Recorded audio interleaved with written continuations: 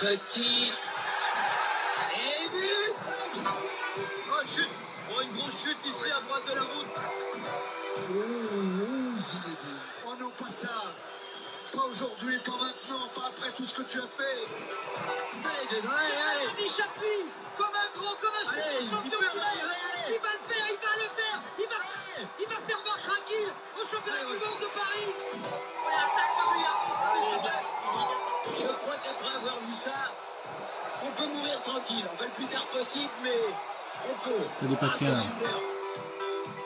Et ben bonsoir à toutes et à tous, bienvenue sur Sport 39. Très heureux de vous retrouver il y a déjà 15 jours, déjà la dernière émission avec Mathilde Roy.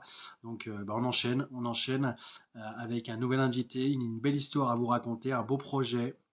On va parler marathon. Je sais qu'on en parle souvent du marathon en ce moment. Alors ce soir, on ne fera pas forcément de retour sur la tranche jus, même si les Jurassiens ont brillé avec notamment Simon Villet le samedi sur la partie, on va dire, classique, et le dimanche avec aussi notre amie Marguerite Couval qui l'a remporté. C'est vrai que c'est Victor Loreva qui a gagné avec sa compagne Juliette du cours d'eau, donc une belle victoire, belle édition. On espère qu'il y aura plus de neige l'an prochain.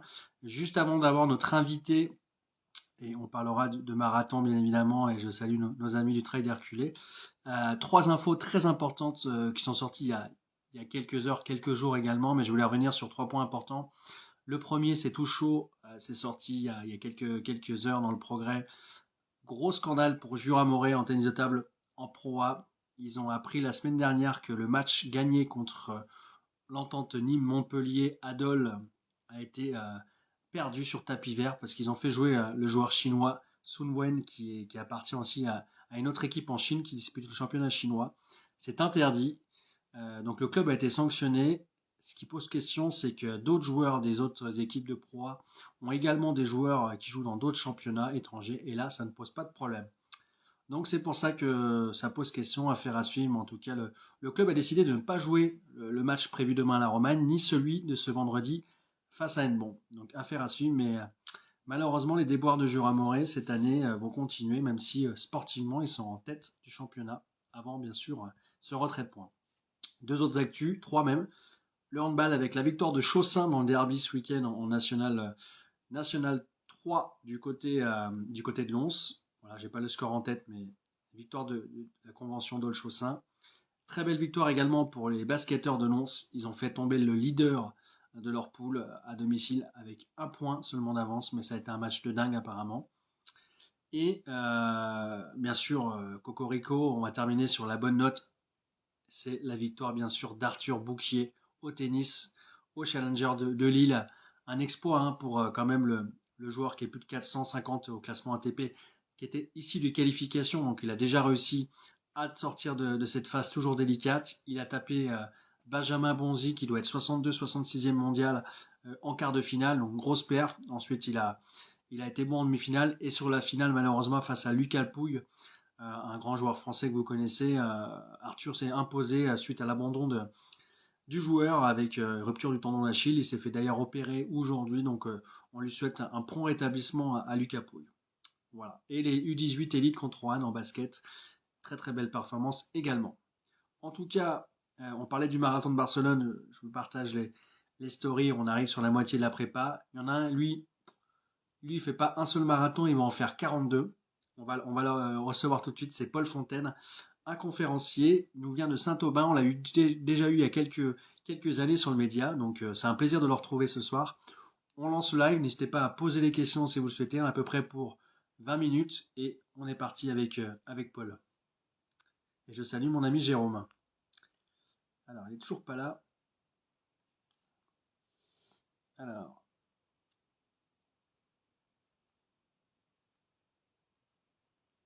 Ah ouais, je pense que...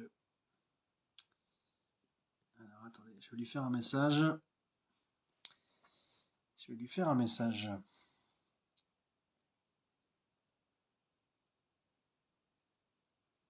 Et comme ça, il va nous rejoindre.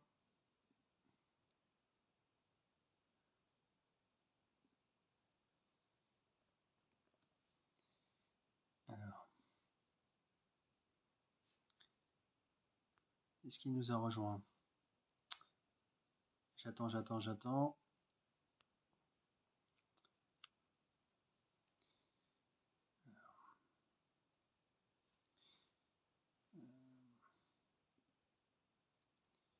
vais lui faire un message.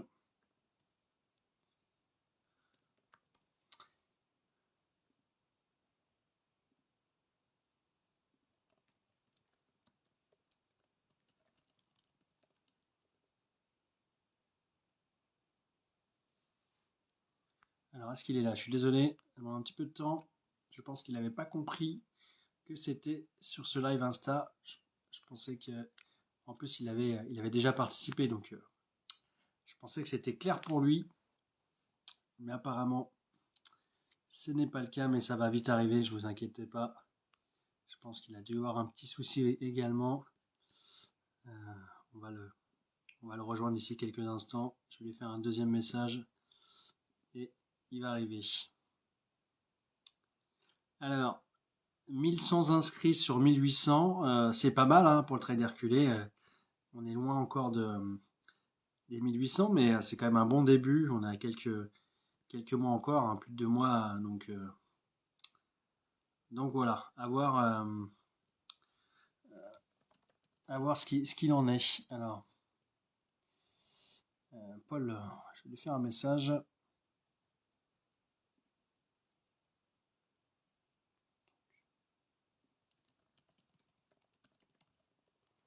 Voilà. Super. Donc, ah oui, d'accord. Ah oui, effectivement, oui, oui bah, je participe au trail sur les 23. On verra dans quel état physique. Alors, toujours pas là.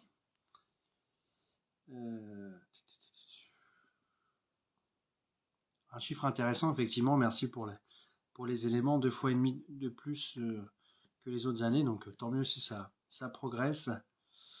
Alors, je vais vous demander 30 secondes. Alors, toujours pas là. C'est bizarre. Je vois qu'il y a pas mal de joggers en plus qui sont là. Je salue d'ailleurs les athlètes du LA39 qui ont réalisé des belles performances sur les demi-finales du cross ce week-end. Alors,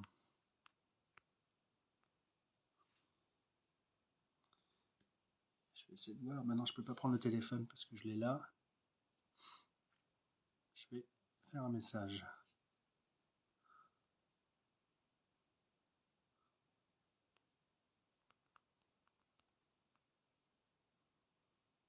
Ah, il arrive. Il arrive. Paul. Désolé, hein, il y a un petit problème de synchronisation, ça arrive. Vous pourrez couper la vidéo pour la placer quand vous voulez.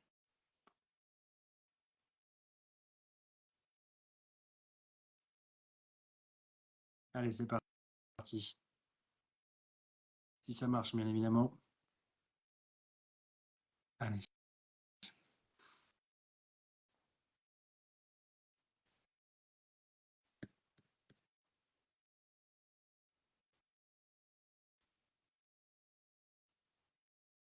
Alors, est-ce qu'il voit l'invitation? Toujours pas. Je la renvoie. Paul, tu me dis si tu la vois. Et après, c'est bon.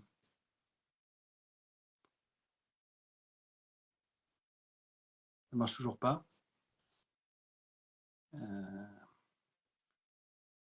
Allez, je renvoie l'invitation. Vas-y, ce sera bon.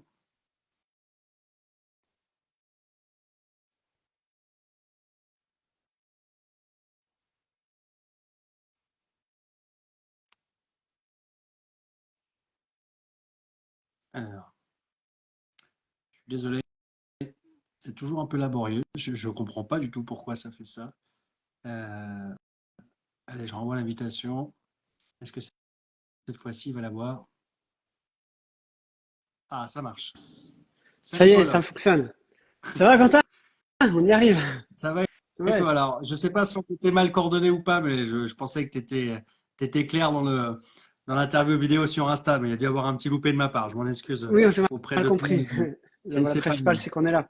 Merci beaucoup en tout cas d'avoir accepté l'invitation pour revenir un petit peu pour présenter ce projet fou que j'ai indiqué en introduction. Alors pour ton info, moi je cours le marathon de Barcelone le 16 mars. Excellent. Toi, tu vas en faire C'est ça. 42, donc c'est quand même un autre projet.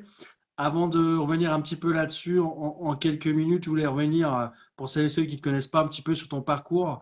On va évoquer la maladie bien évidemment parce qu'elle fait partie de ta vie, mais en quelques minutes un petit peu ce que tu fais dans la vie et puis la maladie, l'évolution, il y a aussi les traitements, aujourd'hui tes Ouais. capacités pulmonaires, un petit peu tout ça. Ok. Ça marche. Bonjour à tous, bonsoir à tous. Oui, alors je m'appelle Paul Fontaine et puis je vis avec la mucoïcidose. Et donc cette maladie, c'est une maladie génétique. Je suis né avec. C'est une maladie qui touche 7-8 000 patients en France.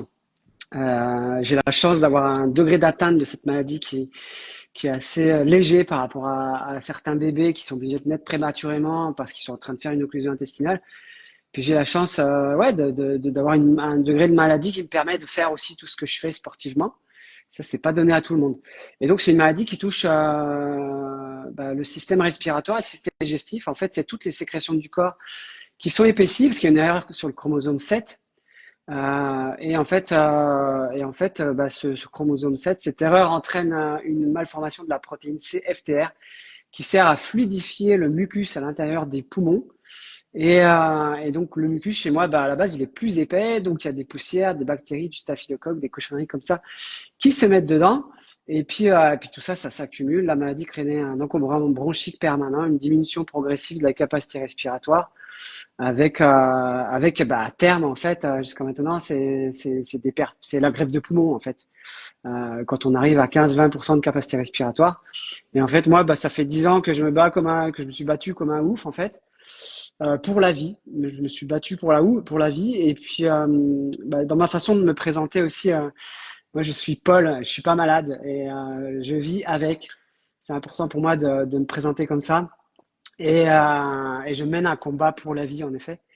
Et qu'est-ce que je voulais dire? Bah oui, après, au quotidien, le quotidien des patients, c'est de la kiné, 1 heure le matin, 1 heure le soir, des aérosols, pareil, 1 heure le matin, 1 heure le soir, beaucoup d'antibiotiques, des poignées entières de gélules, de cachets, de comprimés, et puis des perfusions d'antibiotiques en intraveineuse où tu es branché pendant 15 jours avec de l'antibiotique assez fort qui coule dans les veines.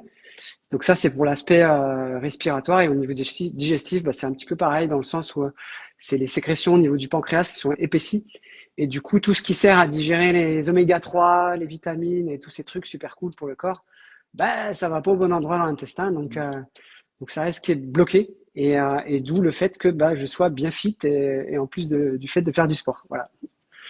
Alors aujourd'hui, juste en termes de capacité pulmonaire, tu l'indiquais, la Ouais. greffe, elle est à 10-15%. Aujourd'hui, moi je me rappelle à l'époque, tu m'avais dit que tu étais à 42-45%. Aujourd'hui, quelle est un petit peu Ouais, alors en fait, moi depuis 3 ans, ça c'est merveilleux, c'est fantastique, c'est prodigieux, c'est un truc de ouf, c'est extraordinaire. Je bénéficie d'une trithérapie extraordinaire qui vient des États-Unis. Donc c'est 3 petits comprimés par jour et je suis passé pendant la période Covid, j'étais descendu à 40% de capacité respiratoire en sachant que je sortais plus de 2 verres par jour de mes poumons de staphylocoque. J'y passais des journées entières à faire ça, à me demander si je serais encore dans 15 jours et à prendre conscience qu'en fait, est-ce que je me soigne pour vivre ou est-ce que je vis pour mes soins? Enfin voilà, prendre conscience aussi que tant que tu as envie de vivre, tu vis, mais comment on fait pour avoir envie de vivre quand on regarde les BFM TV toute la journée? Mais voilà, donc je pense qu'il faut cultiver la joie et l'amour au quotidien, puis aller puiser cette joie et cet amour au fond de son cœur. Et donc je suis passé de 40% à 75% grâce à ce médicament de capacité respiratoire en pratiquement 2 jours. C'est un truc de ouf.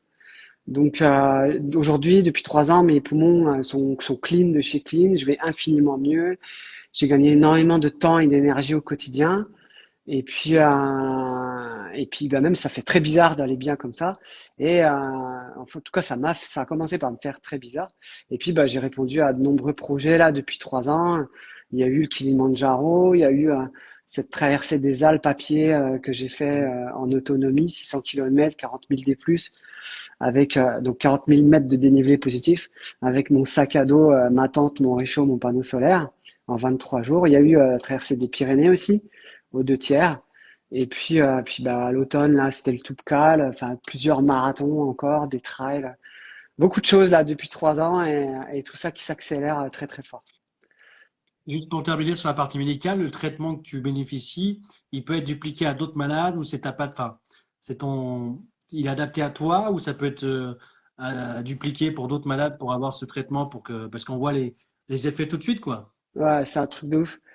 Et bah alors ce traitement, là, donc je te disais tout à l'heure, il y a 8000 patients qui vivent avec la muco en France. Il y a à peu près 900 000 patients qui sont greffés déjà des poumons, donc qui n'ont pas accès à ce médicament parce que ça ferait pas grand-chose sur eux. Il y a 1000 patients pour qui le médicament ne fonctionne pas, D'accord. ou alors ils sont pas éligibles parce qu'en fait, ce médicament, il a été créé pour les gens qui ont la même mutation génétique que moi, c'est-à-dire, bon, ça s'appelle Delta F508 homozygote, c'est-à-dire que sur mes 2 gènes, celui qui vient de mon père et celui qui vient de ma mère, il y a la même mutation génétique. Et des gens qui n'ont pas forcément cette mutation génétique, bah, le médicament soit va pas fonctionner pour eux, soit leurs organes aussi, il faut qu'ils soient le foie, les reins, à même de pouvoir digérer ce médicament, ce qui est pas évident. Et puis bah il y a des gens qui ont ce médicament et chez qui ça marche pas du tout aussi, donc c'est des gens qui restent encore dans, je pense à Benjamin d'ailleurs, dans des situations qui sont très très compliquées au jour d'aujourd'hui quoi. Donc j'ai aussi cette chance là aussi de. Puis ce médicament, ben voilà, je suis né en France, dans un pays ouais, où il y a la Sécu, et à chaque fois que je dis ça, je mesure la chance que j'ai aussi de vivre dans ce pays magnifique parce que c'est un médicament qui coûte très cher. Et rien quand j'ai appris ça la semaine dernière, hein, en République tchèque, le médicament de base que je prends depuis plus de 30 ans, il n'est pas remboursé. Donc c'est ouf. Et alors, ce défi que tu t'es lancé là, donc qui va partir dans 1 mois et demi, hein, je crois, c'est ça, c'est le 23, Ouais, 23 ouais, mars, non? ouais, c'est un truc de ouf. Mais salut Alex, il y a Alex qui nous regarde. Oui, oui, 25 mars, le 25 départ. mars. Ouais. Comment c'était venu de dire, tiens, je vais faire 42 km, enfin 42 marathons en 42 jours. Voilà. Bah écoute, moi j'aime bien Forrest Gump, c'est un de mes films préférés. Déjà d'une part, et puis après bah voilà, cette année c'est mon ami Thibaut Barognan. En plus j'avais même pas capté, tu vois. Thibaut Barognan donc qui est trailer professionnel, ancien, enfin l'année dernière il était champion de France de trail, enfin voilà. Et Thibaut bah on s'est connus à Besançon parce que c'était mon kiné à l'époque. Et on a fait 3 marathons ensemble. Et Thibaut me faisait remarquer l'autre jour qu'en fait cette année j'avais 42 ans. Et j'avais même pas capté. Et donc 42 ans, 42 marathons, 42 jours, bah ça sonne bien, tu vois. Mhm. Donc le projet aujourd'hui, on a un logo sur le projet depuis ce matin. Une super nana qui m'a fait un logo gracieusement. Et le projet, ça s'appelle 42 au cube. Et le petit 3 qui vient à côté de au cube, là, on en fait aussi un petit cœur. Voilà, 42. Parce que je parle beaucoup d'amour aujourd'hui en conférence. Et le sujet de l'amour en tant que valeur, l'amour en tant que sens le plus profond de ce qu'on peut donner dans la vie, et puis source de motivation, bah, c'est quelque chose qui m'anime et qui me porte beaucoup dans mon quotidien à chaque instant. Voilà. C'est c'est pour délivrer ce message de l'amour que tu t'es lancé dans ce projet. Alors le message, voilà, bon, bah, déjà d'une part, il parle de lui-même, moi, un gars comme moi, avec la muco qui traverse la France en courant, c'est déjà hyper puissant. Après, bah voilà, moi donc, je suis conférencier professionnel, je fais des conférences pour raconter mon parcours de vie, et c'est des conférences sur la motivation et le développement personnel que je donne en entreprise aux 4 coins de la France, avec des clients tels que Enedis, AstraZeneca, Decathlon, Colas, TP, enfin Pepsi, des énormes boîtes. Et c'est des boîtes dans lesquelles bah, je précise mon message. Donc, c'est pas seulement motivation de dev perso, c'est résilience, amour, dépassement de soi. Donc, je parlais de l'amour en tant que source de motivation. Et donc, ben, c'est ma façon à moi d'impacter le monde dans lequel on vit aujourd'hui, en 2025, avec deux guerres aux portes de l'Europe et des cinglés qui font des saluts bizarres aux États-Unis. Bah moi, tu vois, j'ai compris aussi que j'ai ramassé beaucoup de déchets dans la nature, dans ma région, là où j'habite aujourd'hui, à Béziers. Et j'étais un peu choqué en arrivant dans le sud bah, de l'état de la nature par rapport à la Franche-Comté, tu vois. Et en fait, je comprends que ben tu vois, le mec qui jette sa canette de 8-6 tous les jours dans la nature, ici, ou en Occident, tout simplement, ou cette femme en Inde qui voit passer de la mousse industrielle sur le Gange, ou ce mec qui vit dans une décharge et qui voit passer des rivières de déchets en Afrique, bah, ces gens-là, tu peux pas les sermonner, ça sert à rien, tu peux pas leur dire il faut, tu dois, quoi. Et tu sais, c'est en coaching, on dit il faut comme ça, il faut, la Ouais. faut et tu dois comme ça. Quand les phrases elles commencent comme ça commence mal. Et ce que je pense, c'est que bah voilà, tant qu'il y aura des inégalités, de la souffrance sur cette terre, ce sera difficile de répondre aux enjeux climatiques et environnementaux.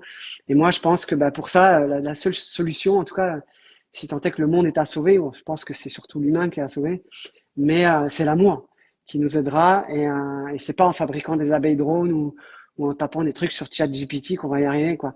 Donc plus on met de l'amour dans notre cœur, plus on incarne, comme dit Gandhi, ce changement qu'on veut voir dans le monde, se changer, c'est changer le monde. Ben, plus il y aura de l'amour sur cette terre, moins il y aura d'inégalités. Et c'est ce que je disais aussi tout à l'heure, moi une question qui me porte au quotidien, mais vraiment, et que je vous invite tous à vous poser au quotidien, c'est que ferait l'amour? Que ferait l'amour dans le choix que j'ai à faire là tout de suite maintenant? Qu'est-ce qui ferait l'amour? Si j'étais l'amour incarné, qu'est-ce qui ferait l'amour? Qu'est-ce qui ferait mon cœur? Et ça permet de faire un choix qui vient du cœur plutôt qu'un choix qui vient de l'ego et qui rajoute de la souffrance et des inégalités sur cette terre. Que Donc, ferait l'amour? il y a un côté message à transmettre sur l'amour. Il y a aussi un aspect environnemental sur ton défi, Ouais, mais aussi le côté sportif, de montrer aussi que même si tes capacités pulmonaires sont reparties à la hausse, tu ouais. as quand même encore une gêne et tu t'arrives quand même à faire 42 bornes, un marathon, sauf que fois 42, quoi. Ouais, c'est ça. Alors du coup là, alors le médicament il est fabuleux, hein, mais tu vois, ça m'a pas empêché non plus de nouveau sous antibiotiques en comprimé en décembre et en janvier. Donc j'ai quand même avec des autres patients qui vivent avec cette trithérapie, on a quand même besoin d'être toujours très attentif à notre hygiène de vie, d'avoir un gros état de veille. Et moi, en fait, dans ma démarche aujourd'hui, il y a l'idée de vraiment pour moi, c'est pas négociable en fait d'avoir de nouveau des antibiotiques alors que j'ai la trithérapie. Pour moi, ça c'est pas ok.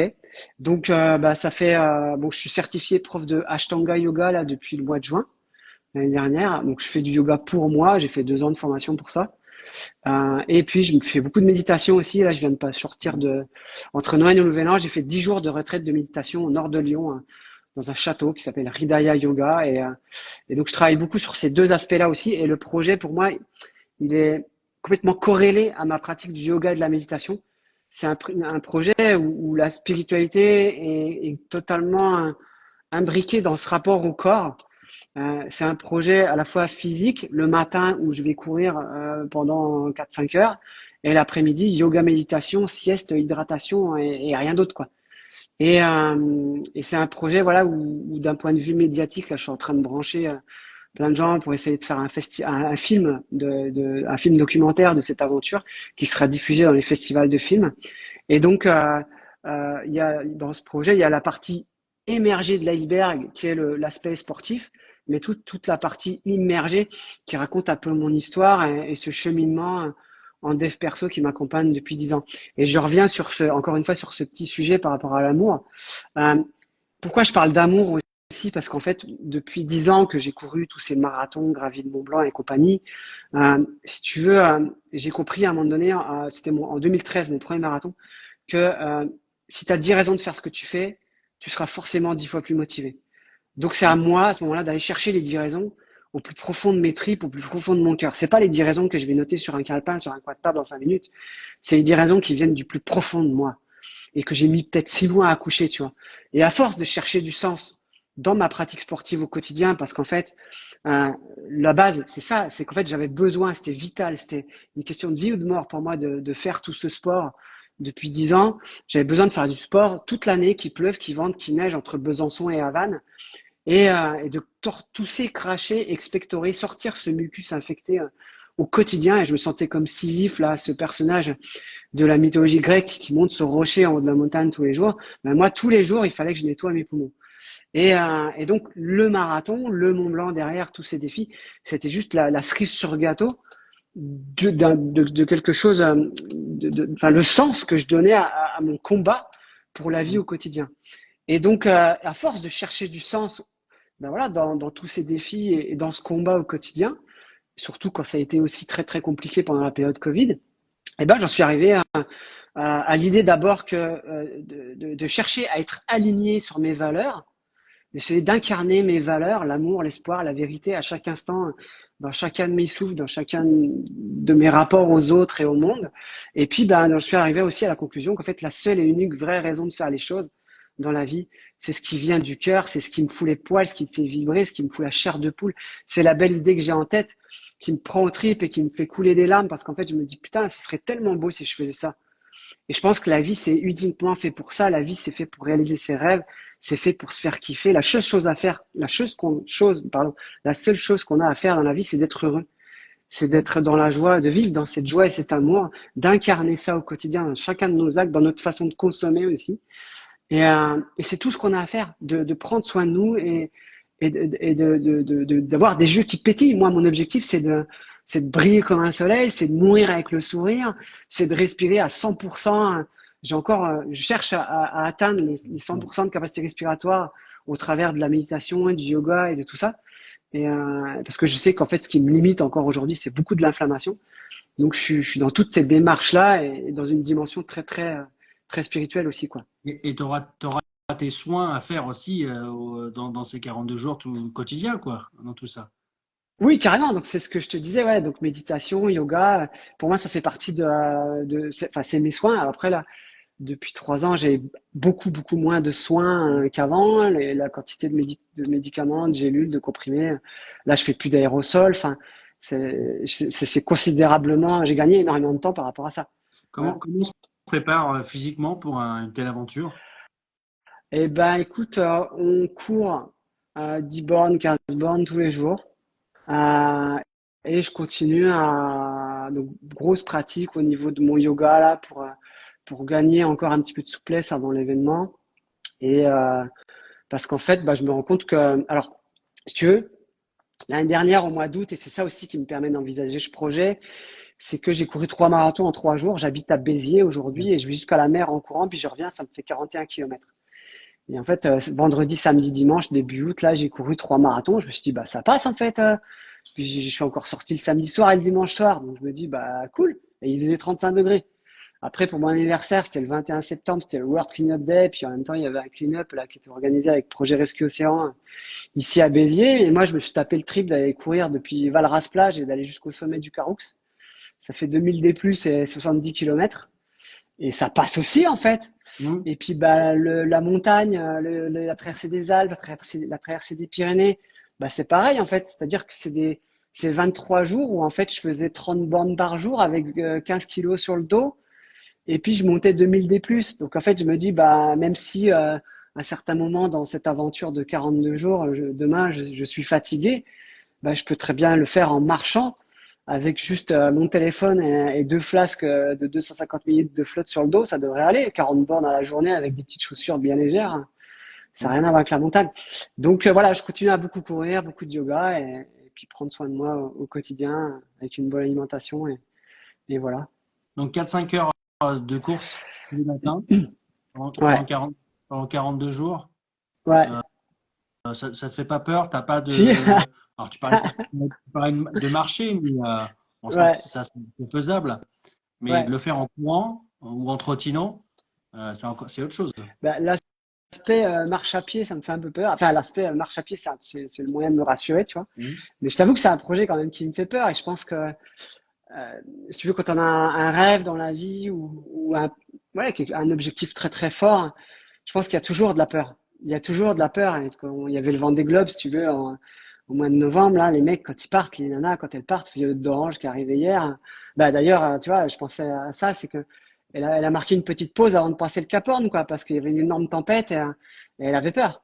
C'est normal d'avoir peur. Je pense que il faut juste que le rêve, il soit juste à peine au-dessus de la peur. Ça joue si tu veux, t'as le rêve, il est là, et si t'as la peur qui est là, et si le rêve, il est juste là, ça passe, tu vois. Et donc, donc bah voilà, ça va le faire et on va tout faire pour que ça le fasse, de toute façon. Voilà. Et pourquoi alors Hendaye Dunkerque? Ah, Le, bah, le- pardon. Parce que, alors à la base de la base, le projet était en lien justement avec le Vendée Globe de Maxime Sorel, qui est Mhm. skipper, qui était skipper sur l'IMOCA VNB Montbana Mayenne. Donc Maxime, c'est le parrain national de Vaincre la mucoviscidose. C'est un ami. On a gravi le Kilimandjaro ensemble il y a 2 ans et demi. Et puis bah, j'ai navigué une fois sur son bateau. On a couru ensemble. Enfin, c'est un très bon ami à moi. Et qu'est-ce que je voulais te dire? Bah, du coup, il a dû abandonner son Vendée Globe à Madère avec un problème de chariot de grand voile et puis une cheville en vrac. Et moi, je me suis dit, bah, tant pis, le projet était en lien avec ce Vendée Globe, mais tant pis, j'y vais quand même. Et donc, en fait, j'avais le bateau de Maxime, si tu veux, le surnom du bateau, donc l'IMOCA VNB Montmanaïenne, c'est le dragon des océans. Et c'est le dragon des océans, le dragon qui vient porter son souffle à ceux qui en manquent, les patients qui vivent avec la mucoviscidose. Et donc, ben moi, j'avais fait fabriquer une petite peluche en forme d'émoji flamme par une jurassienne qui s'appelle Audrey Petit-Labro, qui ramasse des déchets dans la nature. Et cette petite peluche faite à la main en matériaux upcyclés, enfin, elle était à bord du bateau, elle aurait dû faire le tour du monde avec Maxime. Et que moi, je la récupère derrière pour entamer mon projet de traversée. Donc, c'est pour ça que mon projet de traversée est en lien avec l'océan. Et moi, je suis, bah voilà, je suis de Franche-Comté, je suis de la vallée du Rhône, je suis de Béziers aujourd'hui. L'ouest de la France, des coins que je connais pas beaucoup. J'aime beaucoup l'océan, et quelque part la violence de la nature et à la fois le calme d'un coucher de soleil sur l'océan, tu vois. C'est des endroits qui m'attirent. Et donc je me suis dit, bah, c'est l'occasion de découvrir tout ça. Et puis cette petite flamme, ben voilà, c'est la flamme du dragon, c'est la flamme de l'espoir face à la maladie, c'est la flamme olympique aussi que j'ai portée à Sète au mois de mai l'année dernière. Donc tout ça, et puis c'est la flamme, voilà, j'ai envie de déclarer ma flamme aussi, tu vois, c'est la flamme qui m'anime, c'est les yeux c'est la flamme qui est dans mes yeux, tu vois, qui pétille. Voilà, c'est ça que j'ai envie de partager. Vous serez combien dans cette aventure? Alors, il y a un mois, il y a mon frère qui va conduire un van aménagé pour m'accompagner. Et puis bah là, dans le projet, alors j'ai fait un groupe WhatsApp avec les gens qui sont dans le projet. Bah, il y a 3 associations avec moi. Il y a du souffle dans les voiles pour vaincre la mucoviscidose au travers du projet de Maxime Sorel. Il y a Gravir pour guérir avec qui on a fait le Kili, on a fait le Toubkal. C'est des gens qui sont basés dans le Limousin. Et puis, il y a l'association Ensemble au sommet. C'est un ami bah, avec qui j'ai couru les marathons et tout ça, qui habite en Haute-Maurienne. Et à côté de ça, bah, voilà, il y a d'autres personnes. Il y a Marco, c'est un préparateur physique. Il y a Thibaut Barognan, du coup, qui est dans le projet aussi, qui est parrain du projet avec Maxime. Et tout un tas de personnes qui s'activent autour de ce projet. Là, aujourd'hui, j'ai eu 5 rendez-vous téléphonique, en visio. Demain, j'en ai encore 6. Enfin, je suis en train de chercher des partenaires, des sponsors, notamment un van aménagé, ou que ce soit au niveau d'une entreprise qui loue ce type de prestations, ou ça c'est la soupe qui est chaude, ou Pas tarder, ouais. je cherche aussi, voilà, bah, évidemment de l'argent, des sponsors financiers. Et puis s'il y a des gens qui ont un camping-car ou des choses comme ça m'intéresse aussi. Oui, parce que Donc j'ai lancé le projet il y a 15 jours parce que j'étais pas très en forme et j'avais du mal à avoir de la visibilité avant. Donc c'est pour ça que ça démarre un peu tard. Puis c'est pareil, on a un énorme projet de film à destination des festivals de films d'aventure. Donc là, c'est pareil, j'ai une dizaine de personnes, de vidéastes, de réalisateurs avec des rendez-vous bookés dans les jours à venir là, pour définir un peu les contours de ce projet de film qui sera diffusé dans les festivals. c'est un projet à quoi? 10 000 euros le défi, enfin Ouais, l'aventure, je crois que c'est. Ouais. un film de ce Non, mais, type-là, tout ton parcours entre bah, le matos, l'assistance, enfin, je crois que tu avais dû mettre 10 000 ouais. euros, je crois, sur ta page. Ouais, voilà, c'est ça. Tu vois, un van aménagé en location, c'est 100 euros par jour. Donc déjà, ça fait déjà 44 000, 4 200, tu vois. Ouais. Et puis bah, après, il faut compter le carburant, il faut compter la bouffe, il faut compter qu'est-ce que je veux dire? Bah, un film comme ça, c'est 10 000 euros, clairement. Mm. Voilà. Plus l'aspect van et compagnie. Donc on est autour des 15 16 000. Ouais. Ouais. Ouais, mais c'est pour ça, on va relayer en tout cas le projet. Voilà. Le mot de fin, Paul, parce que malheureusement ça passe vite. On pourrait rester des heures, hein, comme Sachant d'habitude, que mais si on doit relayer, sachant qu'en contrepartie, ben voilà, moi je suis conférencier, je peux faire des confs en entreprise. Enfin, il y a un teaser sur mon site internet www.paul-fontaine.com. Enfin, il y a toutes les infos. Donc tout ça c'est possible. Tu disais le mot de la fin donc? ouais, parce que malheureusement le temps passe et du coup, voilà, pour conclure un petit peu cet échange et puis un petit peu, ouais, un petit mot d'espoir peut-être pour avant ton défi. Qu'est-ce que tu veux nous dire? Euh, Bah déjà, je dis bonjour je fais un petit coucou à ceux qui nous regardent. Merci pour votre suivi. Merci Angie. Et puis, le message, vraiment, le message de cette traversée, le message que j'ai envie de porter, parce qu'en fait, c'est une manière, ce parcours physique, ce défi physique et sportif, d'aller chercher des gens qui sont peut-être très cartésiens, très terre à terre, et de les emmener vers cette notion plus spirituelle. Moi, un des messages que j'ai envie de partager, d'une part, c'est que l'amour gagne toujours. Et, et que la maladie, c'est une chance. La maladie, oui, bien sûr, j'ai galéré, ça a été très dur. Et quand je dis ça, je sais que j'ai conscience tout à fait que la maladie, c'est beaucoup de souffrance et que j'ai vécu aussi. J'ai conscience qu'il y a des enfants qui partent et qu'il y a des parents qui restent. J'ai conscience de ça. Mais ce que je veux dire par là, au-delà de dire que la maladie, c'est une opportunité, moi, je pense qu'on s'incarne sur cette terre pour transcender la souffrance, la colère, la tristesse, et qu'on est là pour magnifier ça en quelque chose de positif, en joie et en amour.